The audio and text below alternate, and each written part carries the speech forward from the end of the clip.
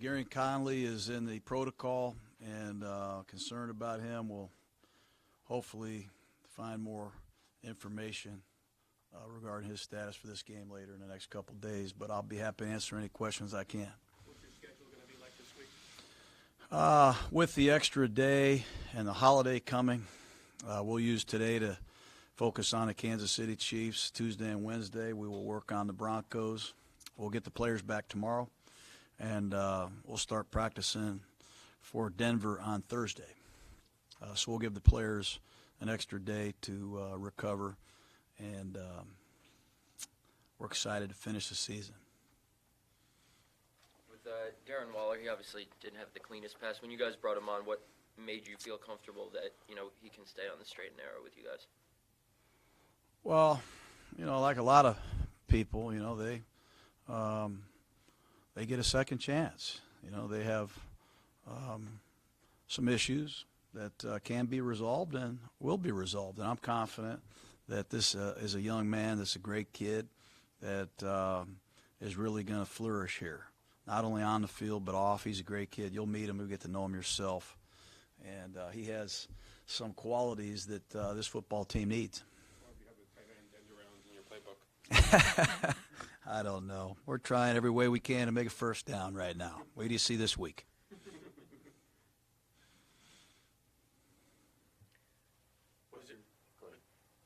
What's your confidence level in terms of getting your two guards back, either of them, both of them back here this season?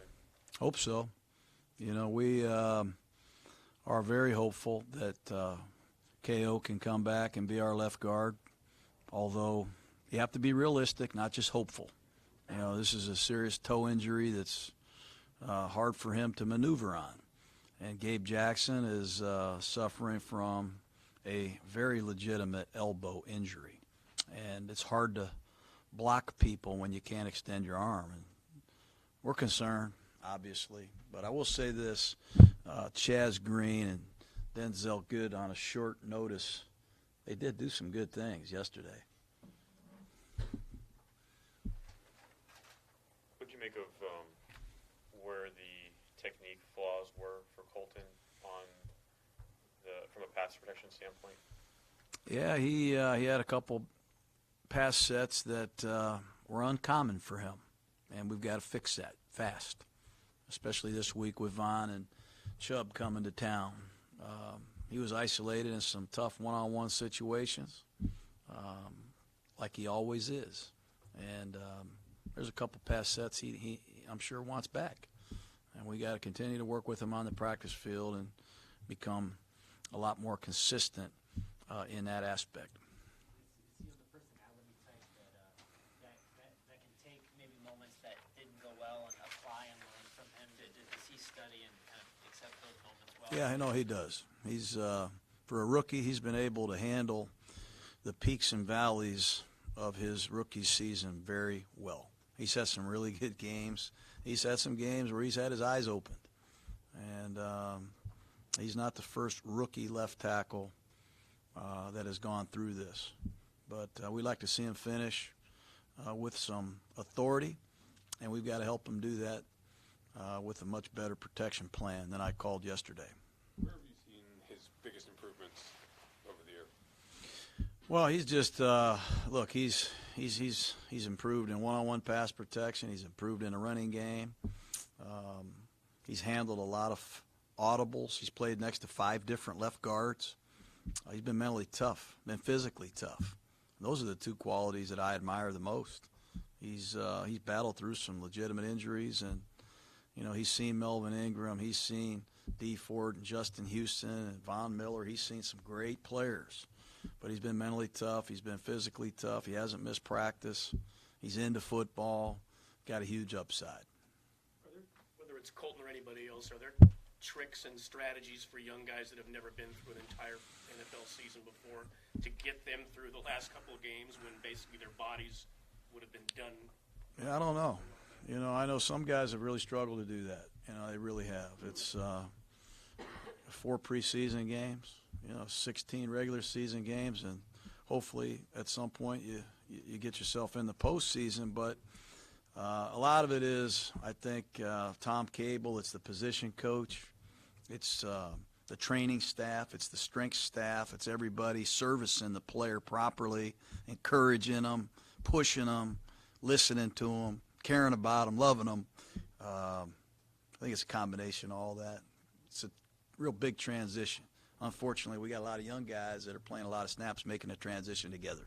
Well, obviously, as you said, you've had a lot of injuries in the offensive line, but how much of a collective toll has this taken on Derek back to hit as much as he has this year? I think Derek's played great. Somebody told me he had 3,700 yards and 68% completions in 13 games. It's astonishing, with 3 new guards and, losing a right tackle, a feature back, 3 top receivers. Guy's a hell of a player. Guy's a great quarterback. We are very pleased and proud of what he's done, and we know we got to get better around him, and that we will. Is he physically? How has he withstood all this? Well, I think he's hanging in there. No question. I'm sure he's sore. He knows he's carrying us right now on offense, and that's what a franchise quarterback is paid to do. But we're doing everything we can to support him, to try to put him in position to audible at the line of scrimmage, fix problems, and move the football and ultimately win games. And he's really had us in position to win a lot of these games. That's a credit to him. Is he fully fluent in your offense now, John? 13 games in? He is fully fluent. Yes, he is. He's more fluent than I am. I mean, he's playing great football. I think he will tell you. I can't speak for him. I think he's really excited about where we're heading, and his confidence level is very, very high right now. I noticed that practice squad players made the trip to Cincinnati. Why was that the right move at this time, and also what role did Frosty have in that? Frosty has a role in everything. He's got a role in what we eat the day before the game and who comes on the plane with us. But honestly, our practice squad guys have been with us, most of them, for the entire season. I wanted to reward them. I wanted them to get a feel for what it's like on the road, and they're really part of this team. I think it should be mandatory in a lot of ways that they're able to do it every week, but maybe that's a process we'll dabble in the future. They aren't on the home sideline much for you guys during games. I believe Pittsburgh was an exception to that, but I guess why have them not be on the sideline for home games? Yeah, I just want them to, why are they or why aren't they? Well, injured players, people in general, you just try to restrict who has access to the sidelines. It's a very tight area. I like to keep it, pretty exclusive to the men that are playing. I think it's fair to them. I think it's their show time. It's their game. I don't like having a lot of people down there, unless you're a movie star or, unless you're somebody that's really famous. I'm just kidding. There's uncertainty about where you guys are playing next year. This could be the final game Yeah. at the Coliseum. Is there any favorite memory you have one of your games at the Coliseum that stands out, something about the stadium? I got a lot. I'm really sensitive about hearing that. It's going to be a great atmosphere Monday night, Christmas Eve. Denver Broncos coming to town. I get excited thinking about it. Just raging in the black hole, rocking and raging down there after the Steeler game, after a lot of wins over the years. Seeing a lot of the old highlights of the great Raider teams. I get excited. I get emotional about it. And hopefully we get it all resolved where we can continue to play here. What is it that makes the place so special to you? It's a real football stadium. It's dirt, grass. It's got tradition. It's where some of the best games in history of football have been played. It's where some of the best players in the history of the world played the football games at. You walking around before the Steeler game, you see Franco Harris and Lester Hayes, and you think about some of the battles they had in that place. Reggie Jackson lighting the torch. I mean, there's a lot of things that happened in that stadium. And next question. I get excited. I don't start crying about a stadium. As narrowly and intensely focused as you are, will Monday night be weird at all, knowing it could be the last game? It would be weird.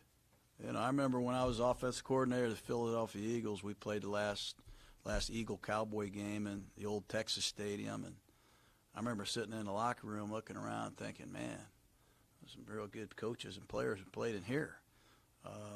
I like the old stadiums. I like the traditional joints, to be honest with you. But I'm also excited about the future of the Raiders. Who are we kidding? But it's a sentimental time. The emotion that you described about just playing at this stadium and all the greats that have before, is that an emotion that you can tap into, or you plan to tap into this week when talking with the players, just not knowing the certainty of what this game could be, but the possibility that it might be the last game there? Yeah, maybe a little bit. We'll certainly talk about it, but I think at the same time, we're having to address some areas right now on our team that are very, very important. Who are the guards going to be? How are we going to move the football? How are we going to function? What's Gary and Conley's status? We got to deal with the day-to-day aspect of preparing for the game, and then maybe the night before the game we'll sauce up a video for the guys to get them a true respect to where they're playing again. You mentioned, I think the Friday before you left, that you were going to talk with Donald Penn. Do you have any better sense of whether or not he may return? You know what? I think Donald is wide open. He wants to play. As you know, how many linemen are you going to have up? There is a chance he could be up this week. We'll address that here in the next couple days. There's a clock, when you get a guy off the injury reserve, you have a couple weeks to look at him, and our clock is about to expire. So we'll talk to Rod Martin, we'll talk to Donald, and we'll put our heads together and determine that here in the next 48 hours. Now you talk about some of the great games in NFL history. You have any childhood memories watching games on TV in the 70s maybe? Well, I was a Browns fan growing up, and usually the Steelers and Raiders eliminated the Browns in the playoffs. But you remember the snake, the Clarence Davis play against the Dolphins. You just several games that stick in your mind. Certainly, some of the old highlights that I've seen, but I stick to the 1998, 99, 2000, 2001, 2018 version of the Raiders. Those are the games I think of because I was there for them. You guys all set? Okay. Frosty Rucker had the batted pass, I would say, on the 3rd and goal.